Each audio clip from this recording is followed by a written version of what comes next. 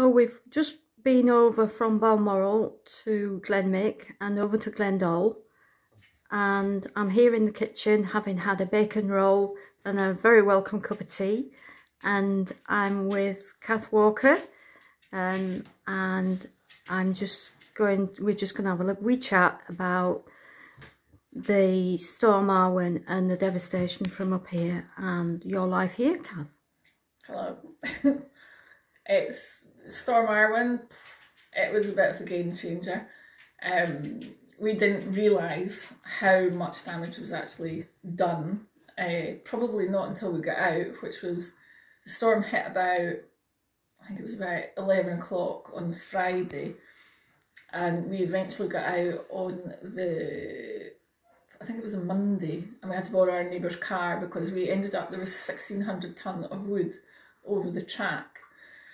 So, and we had no telephone, we had no electricity, we had no contact at all with the outside world. Thankfully, we were all okay. We had 5 people stranded with us. We eventually walked them out on the Monday, and they got back from Shropshire 3 weeks later to collect their vehicle once the track was cleared. So it was the whole storm was just frightening.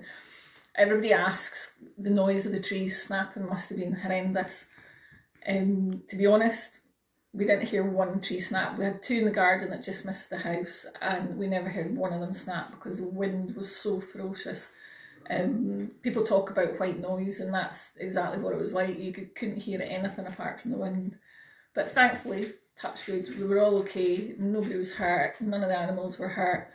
And the estate have been great. They've been so supportive. They're getting us stuff to put into place for if and when it ever happens again, which, fingers crossed, not in my lifetime.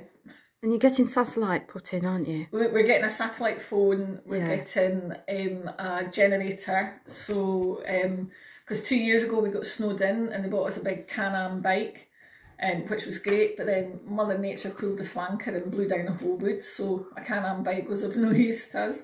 So I think the next thing on our list is a helicopter or a canoe.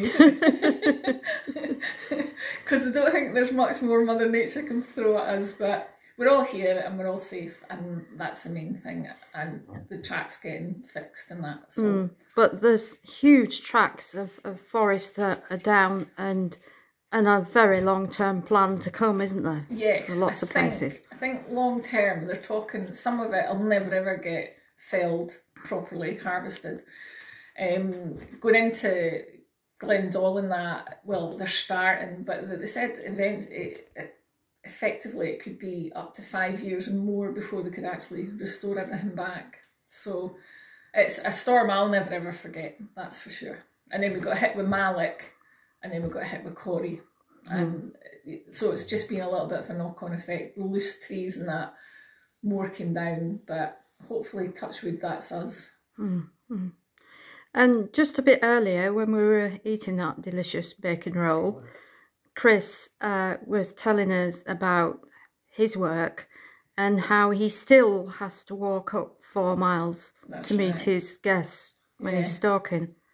That's right. He leaves here and he has to walk out to Alan's hut. If he's taking the ponies with him, it's 4 miles. If he drives, he can get 2 miles up the track, and then he has to walk the last 2 miles out to Alan's hut, then meet the guests, and then he has a whole day stalking in front of him, regardless of the weather.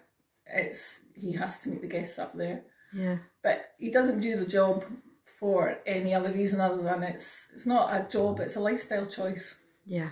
You know. Yeah. And then he's got the 4 miles back. And he was saying one day he'd walked up to meet the grouse. Yeah, he was doing 30 miles. It was a fair old scalp he did. He's really 6'6". Or he was. Or he was. He's now 5'2". So yeah, living at Mulia is quite different. It is quite a special place, that's for sure. Well, thank you very much for your wonderful hospitality today and walking me over the hill. And I'm heading down Glen Clover next. See you soon.